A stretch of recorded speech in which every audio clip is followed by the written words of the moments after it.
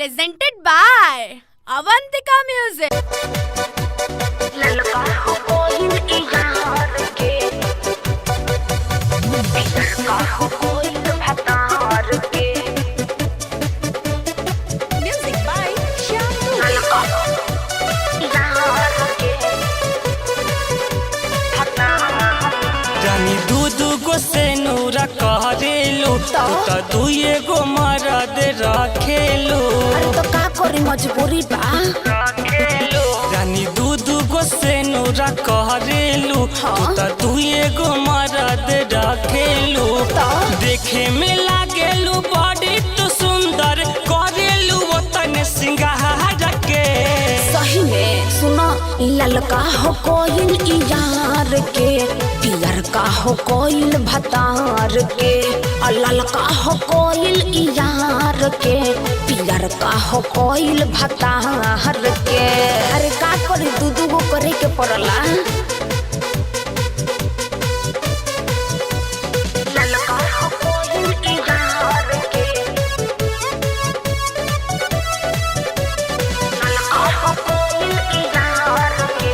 पियर का हो कोयल भतार के मंगर के साड़ी पहनेलू दिहल यार के खुद भी फेंके बोलू एलू ह भतार के देखी के तंग काहे पहरेला हमके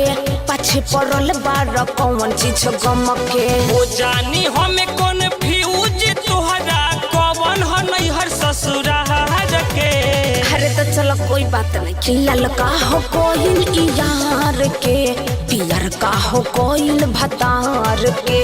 और ललका हो कोयल इयार के पियर का हो कोयल भतार के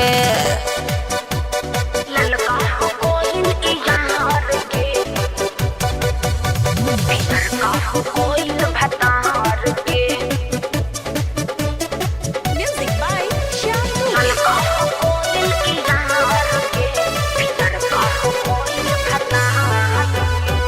गुर गुर गलिया पकड़िया बतिल हो अच्छा। देखी जवानी हमार धड़कता दिल हो सही सारा कमीनी करी ब्यूटी पखरचा गौआ जवारे में हमरे बच्चा रचा भूलू भूला कर गुडू गोल्ड के सोचेलू काहे बेकार के